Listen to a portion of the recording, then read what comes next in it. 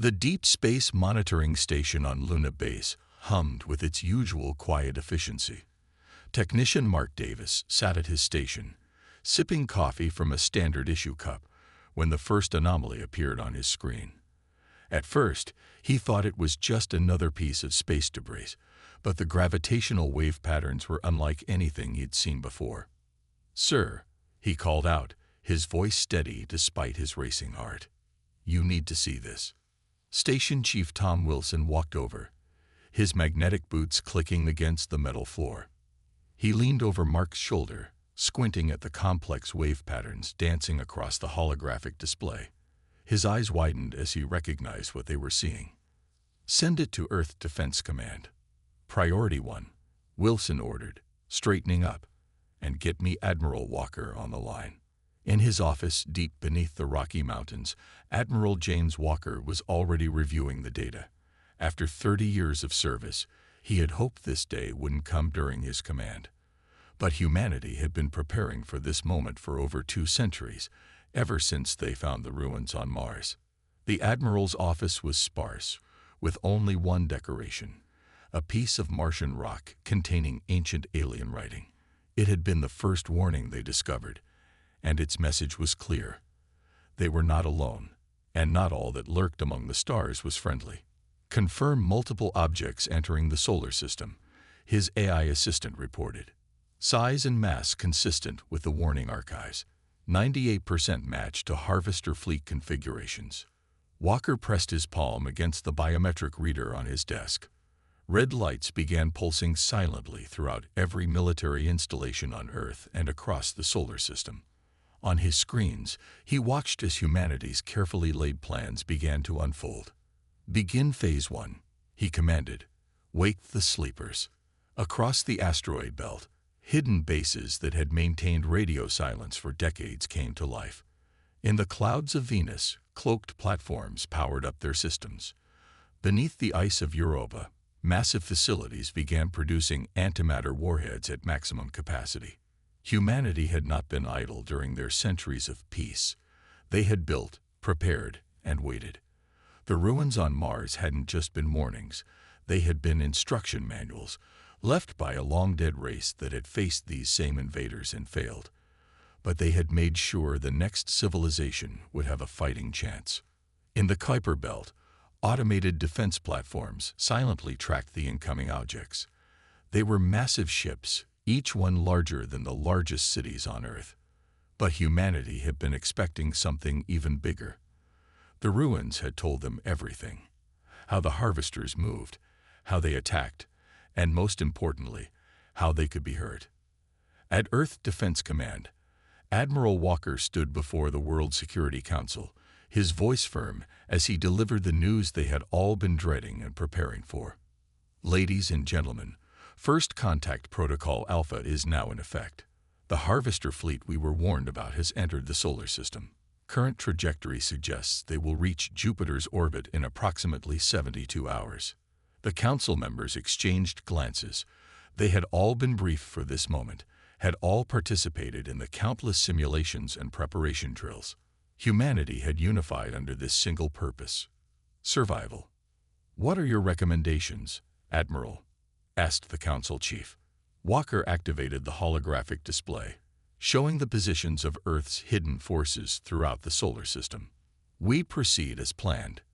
We let them come closer, let them think we're just another primitive civilization waiting to be harvested. Then we show them exactly how much we've learned from their previous victims." The council voted unanimously to proceed. As the members filed out to coordinate with their respective regions, Walker returned to his office. He stood before the window, looking out at the Rocky Mountains stretching into the distance. Somewhere out there, his grandson was probably playing in his backyard, unaware that humanity's greatest test was approaching. "Begin broadcasting the archived warning signals," he ordered his eye. "Let's see if they're smart enough to realize they're not hunting prey anymore. They're walking into a trap 2 centuries in the making." As the sun set over the mountains, humanity's hidden guardians stirred to life across the solar system.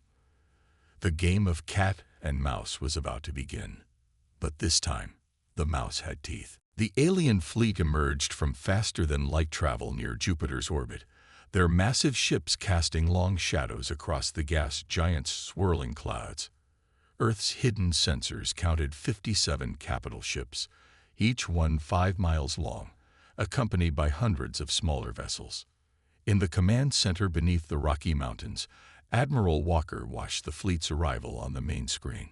His coffee had gone cold hours ago, but he hadn't noticed. This was the moment humanity had prepared for since finding the ruins on Mars.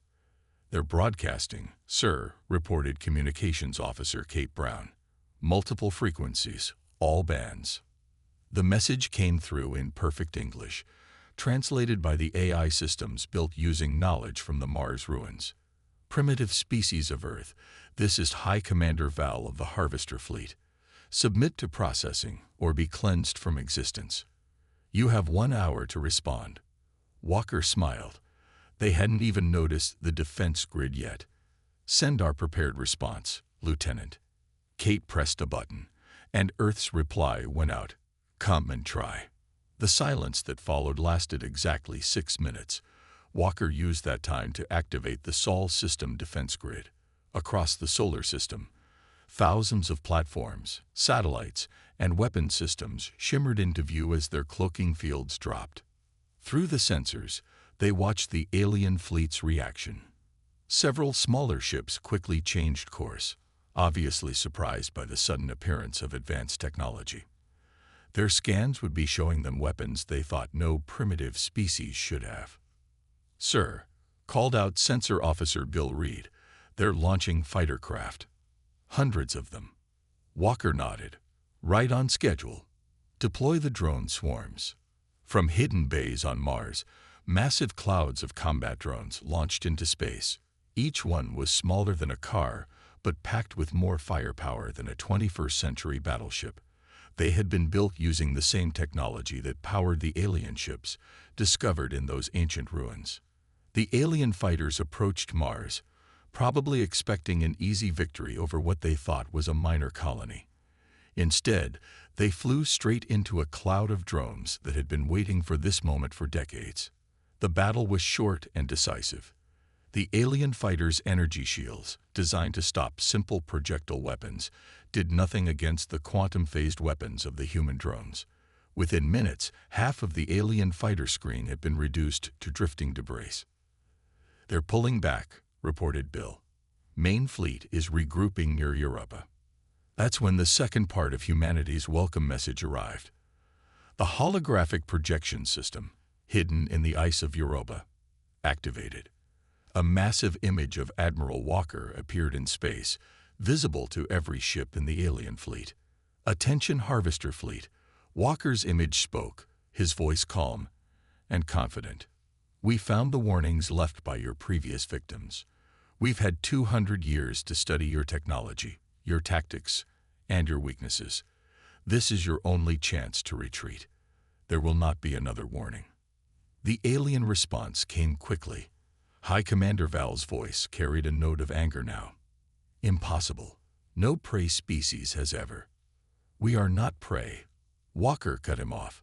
"The civilization you destroyed on Mars left us everything we needed to know. We've spent centuries preparing for this moment. Every ship you lose here was predicted. Every move you make was simulated thousands of times.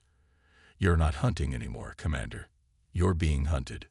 To prove his point, Walker activated the Jupiter defense ring. Hundreds of platforms hidden in the gas giant's radiation belt revealed themselves, their weapons already locked onto the alien fleet. "Your ancestors made a mistake when they killed the Mars civilization, but left their ruins intact," Walker continued. "They gave us time to prepare, time to build, time to become something you've never faced before, a prey that learned to become a predator. This is your final warning. Leave our solar system or be destroyed." The alien fleet's response was predictable. They formed up into attack formation, their weapons powering up. High Commander Val's voice came through one last time. "No harvest has ever failed. Your defiance will be punished." Walker closed the transmission and turned to his crew.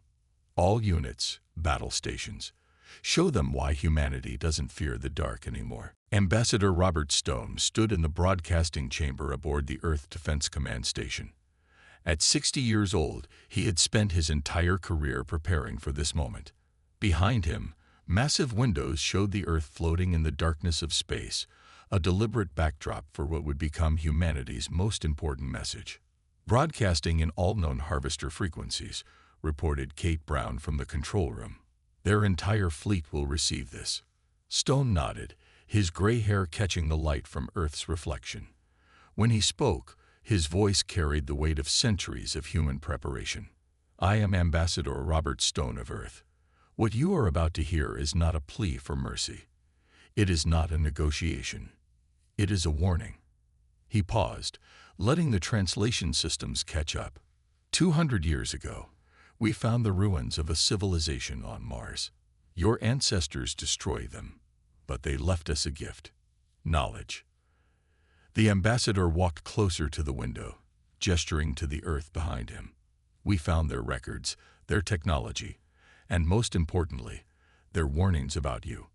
We learned everything: how you select your targets, how you disable planetary defenses, how you process entire species for your bioengineering programs. In the control room, Admiral Walker watched as the alien fleet's communications lit up with increased activity. They were talking among themselves, probably trying to understand how their carefully guarded secrets were known to a supposedly primitive species. Stone continued, his voice growing stronger. But the Mars civilization gave us something even more valuable than information about you. They gave us time. Time to prepare. Time to build. Time to surpass even their level of technology. He pressed a button on his wrist device, and holographic displays appeared around him, showing the various defensive systems humanity had constructed throughout the solar system. Everything you see here was built using your own technology. Technology we improved upon. Those quantum-phased weapons that destroyed your fighters, we found the designs in the Mars ruins, but we made them better. The displays showed more. Massive construction facilities hidden in Venus's clouds, antimatter production plants beneath Europa's ice, and shipyards concealed within the asteroid belt. Your species believes in harvesting others to advance themselves, Stone said, his tone carrying a hint of disgust. We believe in learning, in building, in preparing. You think you're hunting primitive prey, but you've walked into the den of a species that has spent 2 centuries getting ready for you. The ambassador's next words were carefully chosen. We know about the other civilizations you've harvested. We found their stories in the Mars archives, but we are not them. We are humanity. We took their warnings and their fear, and we turned them into strength. In the alien fleet, ships began moving into aggressive formations. Stone smiled slightly, exactly as predicted. Your arrogance is showing. High Commander Val, he said. You still think this is a harvest. Let me be clear, this is a trap. One we've been setting for 200 years. Every defense you see, every weapon pointed at your fleet, exists because we knew you would come. We knew you couldn't resist trying to harvest another civilization. Stone's final warning was delivered with absolute certainty. You have 1 hour to leave our solar system, if you choose to stay and fight. Understand this. We will not show mercy. We will not accept surrender. We will destroy your entire fleet as a message to any other harvesters who might think of coming here. He turned fully to face the camera, Earth glowing behind him. You called us primitive. You called us prey. Now let me tell you what we are. We are humanity. We are the civilization that learned from your victims. We are the species that turned your own technology against you. And most importantly, we are the last species you will ever try to harvest. The transmission ended, leaving silence in its wake. In the control room, Admiral Walker watched the alien fleet's reactions through their advanced sensors. The next hour would determine whether humanity's centuries of preparation would end in diplomacy or war. Stone joined Walker in the control room, loosening his collar. Do you think they'll leave? Walker shook his head. No, they're too proud, too used to being the apex predators. He checked the time. But that's exactly what we planned for. All units, battle stations. The real test begins now. High Commander Val stood on the bridge of his flagship, the massive vessel humming with power as it prepared for battle. His gray skin turned darker with anger, a sign his species showed when faced with defiance. In 10,000 years of harvesting, no prey species had ever been so prepared. Launch the first wave, he ordered. Show these humans the price of resistance. In Earth's Defense Command Center, Admiral Walker watched as 300 alien warships broke formation and charged toward the outer defense grid. Their energy weapons lit up space with bright purple beams, targeting the nearest defense platforms. All platforms, execute Pattern Delta, Walker commanded. The crews had drilled this thousands of times. Now it was real. The defense platforms didn't try to dodge the alien attacks. Instead, they took the hits directly on their shields. But these weren't normal shields. They were reverse-engineered from Harvester technology and improved. Each hit was absorbed, stored, and redirected. Platforms charged to full capacity, reported Bill from his station, ready to return fire. Walker nodded. Show them what humanity has learned. The platforms released their stored energy in a single coordinated blast. The quantum-linked weapons ignored the alien ship's shields completely, just as the Mars ruins had said they would. Beams of pure white light cut through the alien fleet like scissors through paper. In moments, 100 alien ships exploded into clouds of debris. The rest scattered, their formations broken. High Commander Val's voice boomed through the command channel, filled with shock and rage. Impossible. Those are Harvester weapons. How dare you use our own technology against us? Not your technology anymore, Walker responded calmly. We've had 2 centuries to improve it. Defense grid, begin active pursuit. The platforms that the aliens thought were simple defense stations suddenly revealed their true nature. Powerful engines activated, and they began moving as a swarm, chasing down the retreating alien ships. More explosions lit up space as the platforms hunted their targets with brutal efficiency. On his flagship, Val slammed his fist against his command chair. Release the boarding pods. If their stations can move, they must have crews. Kill them all. Thousands of pods launched from the remaining alien ships, streaking toward the defense platforms. But Walker just smiled. Activate internal defenses. The pods latched onto the platforms and cut through their outer hulls, but instead of finding crews to kill, they found only machines. Each platform was completely automated, controlled by advanced AI systems, and each one was also a trap. Detonate the pods, Walker ordered. Small antimatter charges hidden inside each platform exploded, destroying not only the boarding pods but also damaging the ships they had launched from. Val watched in horror as his forces were torn apart by tactics he had never seen before. You think you know our ways. Val snarled through the comm. You think finding some ruins makes you our equal. We have harvested millions of species. We cannot be defeated by prey. We're not trying to be your equal, Walker replied. We're showing you how obsolete you've become. All ships, execute Phase 2. From behind Mars, Earth's actual warships appeared. They had been hiding in the planet's sensor shadow, waiting for this moment. Fresh, untouched, and carrying weapons that made the defense platforms look primitive in comparison. You said you've harvested millions of species, Walker continued as his ships moved into attack position. But you've never faced one that had centuries to prepare specifically for you. You've never fought an enemy who knew all your tactics before you arrived. Look around you, Commander. Your first wave is destroyed. Your boarding tactics failed. And now you're about to see what humanity's real weapons can do. The human fleet advanced, their engines pushing them toward the remaining alien ships. Walker's voice carried only certainty as he gave his next order. All ships, weapons free.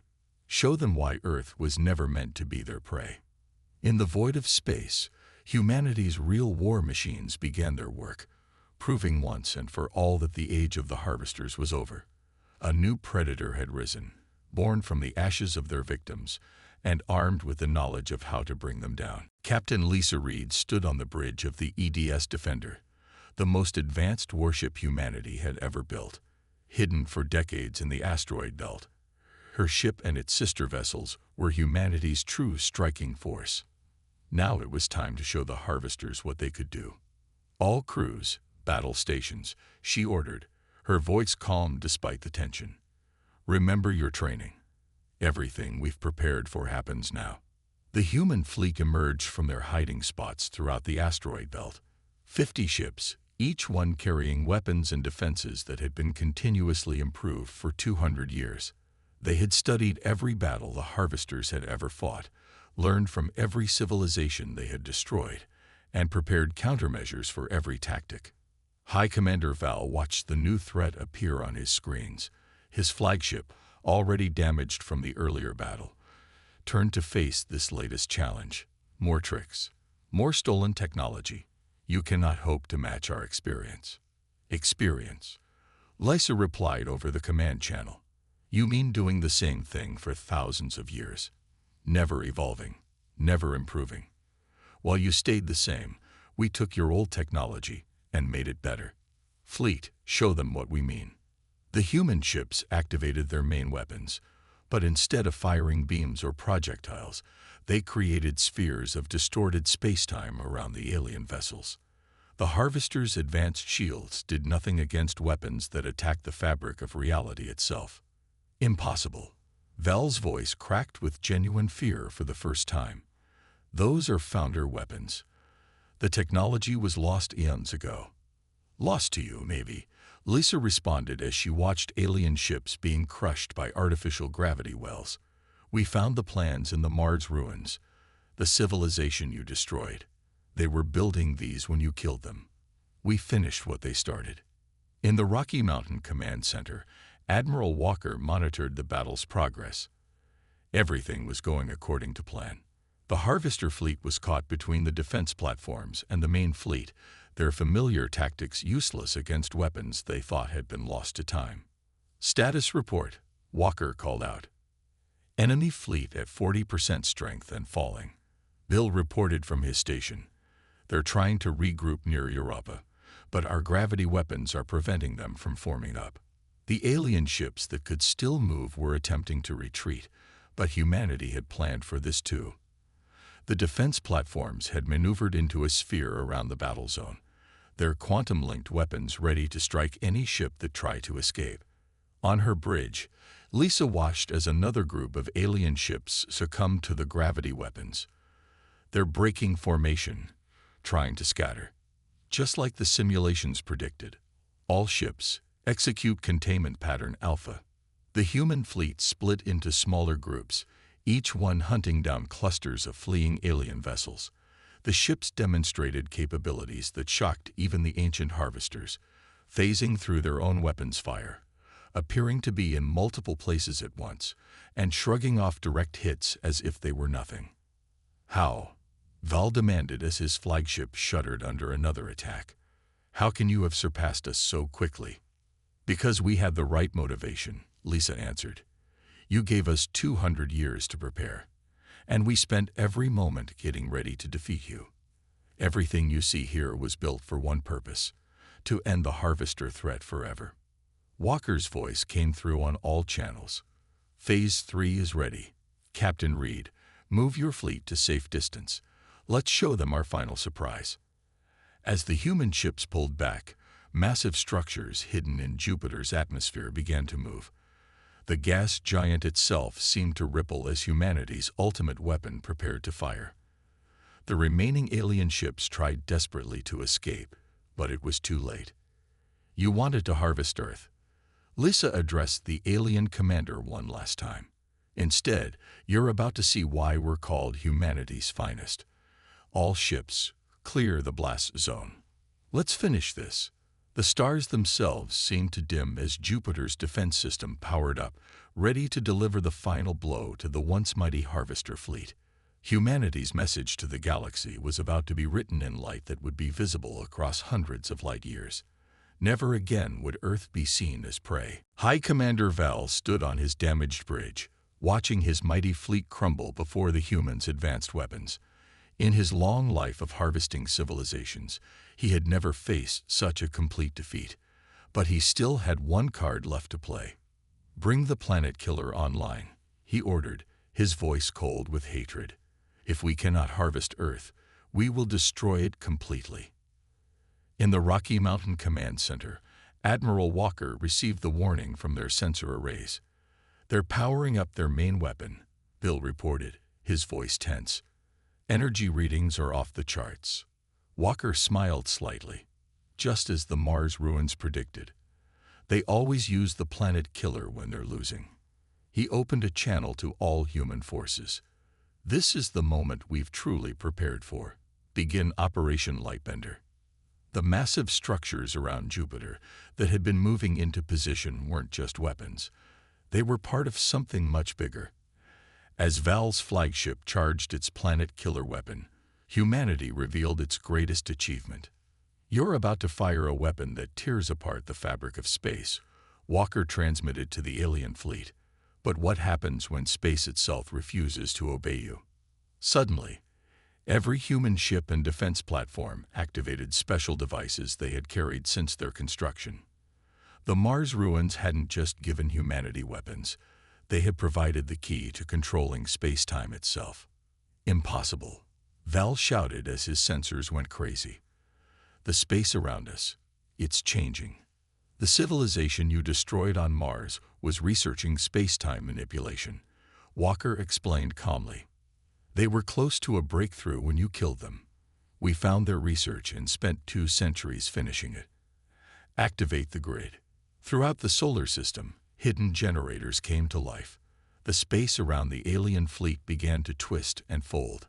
Their mighty planet killer weapon fired, but the beam of energy curved away harmlessly, caught in the artificial gravity wells humanity had created. Lisa Reed watched from her ship as the alien fleet found itself trapped in a web of distorted space. "All ships maintain safe distance," she ordered. "Let them see exactly what they're dealing with." Val's flagship tried to fire again, but each shot was caught and redirected by the humans' control over local spacetime. The aliens' most powerful weapon had been rendered useless by technology they had never imagined possible. "You don't understand what you're doing," Val transmitted, real fear in his voice now. "This kind of power, it could tear the system apart."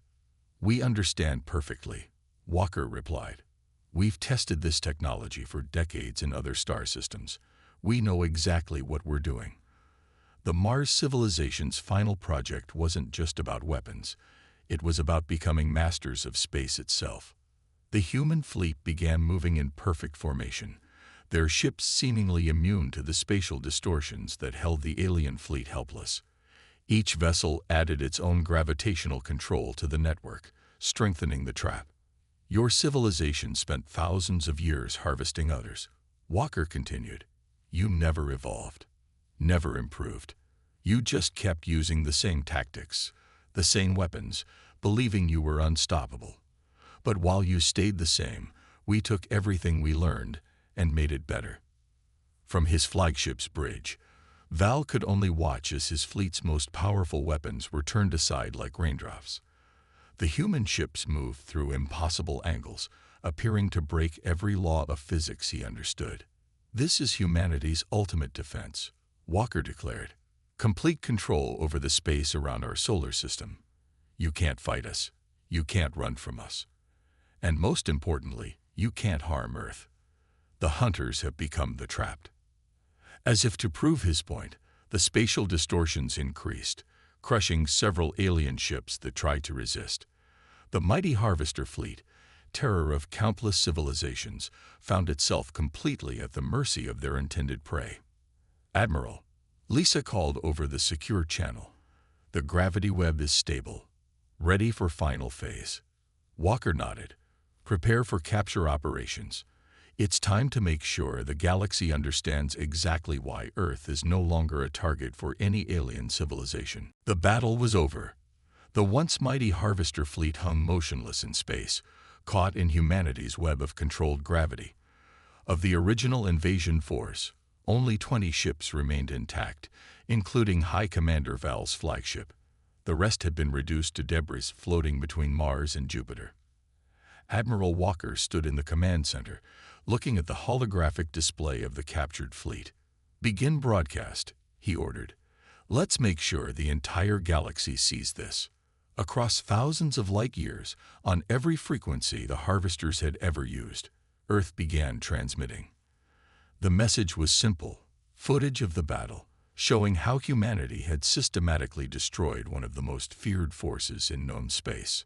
On the primary command ship, High Commander Val watched as human boarding craft approached his crippled vessel. His crew had already surrendered.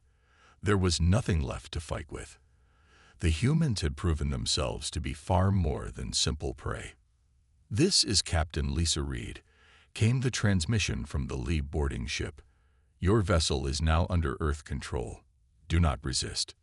The boarding went quickly and efficiently. The human soldiers wore powered armor that made them tower over the alien crew. Each suit contained technology reverse-engineered from the Mars ruins, improved upon by centuries of human innovation. In the Rocky Mountain Command Center, Ambassador Stone joined Walker at the main display. "The data crystals are ready," he reported. "Each contains complete footage of the battle, along with a message for any other harvesting fleets that might be out there." Walker nodded. "Load them onto the surviving ships. Make sure they can't be deleted or destroyed." He turned to face the ambassador. "It's time for your final speech."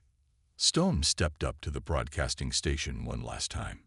His image would be transmitted across the galaxy, along with the battle footage. "To all spacefaring civilizations who might be watching," he began, "what you have just witnessed is humanity's response to threats against Earth." The cameras showed the captured harvester ships, the debris field of their destroyed fleet, and the human defense systems still active throughout the solar system. "For 2 centuries, we prepared for this moment," Stone continued.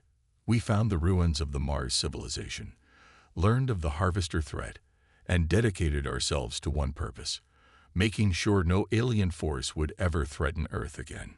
In his captured flagship, Val watched the broadcast with his remaining officers. The human message was clear. They were no longer the hunters they had thought themselves to be. "We are releasing the surviving ships of this fleet," Stone announced. "They will carry data crystals showing exactly what happened here, to any other harvester fleets or any other hostile forces considering Earth as a target. Understand this: we are not prey. We have never been prey." The human ships began attaching small, powerful engines to the captured alien vessels. These would ensure the ships reached their home territories, carrying humanity's message. "The Mars civilization left us their knowledge, their technology, and their warnings," Stone continued. "We took what they gave us and made it better. We improved upon their designs. We perfected their theories. And most importantly, we proved that their sacrifice was not in vain." Admiral Walker gave the final order: "Release the ships." The surviving alien vessels, now carrying their warning message, began their long journey home. Their crews would tell stories of the civilization that had not only resisted them, but had completely outmatched them. "This is humanity's message to the galaxy," Stone concluded. "We are not primitive. We are not weak. We have mastered technologies your people thought were lost to time. We can bend space itself to our will. Earth is not a target. It is a warning." As the alien ships disappeared into deep space, humanity began the work of collecting and studying the battlefield debris. Every piece of harvester technology would be analyzed, improved upon, and added to Earth's already formidable defenses. In the end, humanity had done more than just win a battle. They had changed the galaxy's understanding of Earth forever. No longer would it be seen as a primitive world ripe for conquest. Instead, it would be known as the planet that had ended the harvester threat, the world that had turned from prey to predator, and emerged victorious.